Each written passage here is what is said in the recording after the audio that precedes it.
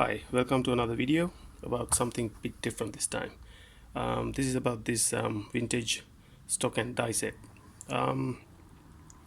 This stock and die set roughly dates back to late 1800s to early 1900s.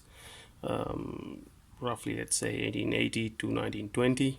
I'm just guessing. I'm not 100% sure about that, but that's the normal time period they use this kind of setup. So I bought this one because I'm gonna need one of these for one of my projects, and then I used it. It worked really well. There's nothing wrong with the tool at all. The main reason I went for one of these is because the thread pattern. The thread on this is BSC, British Standard Cycle, which have 26 TPIs, 26 thread per inch, and the thread angle is 60 degrees. So with the modern bottom die sets that on the market, it's really hard to find this thread pattern.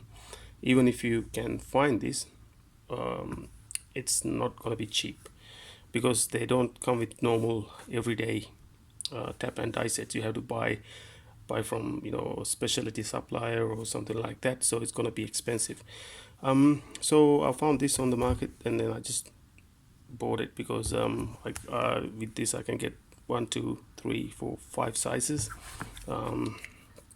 starting from 5/8, and then 3/8, half, quarter, and 3/4.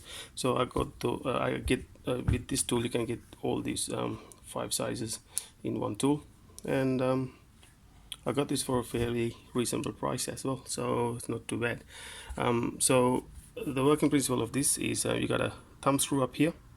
When you loosen that thumb screw up, you can move these thread blocks up or down, and then you just get the right diameter of the bolt or the rod that you're gonna cut the thread, and then you lock the thumb screw, and then you use this as a normal die handle.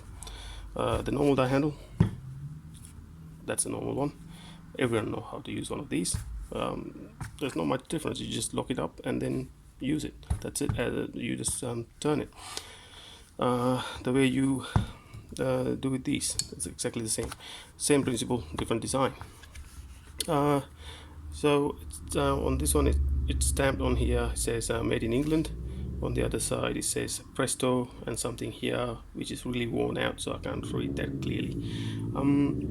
So the construction of the tool is really solid, really heavy duty, nearly about 100 years old, still works a treat.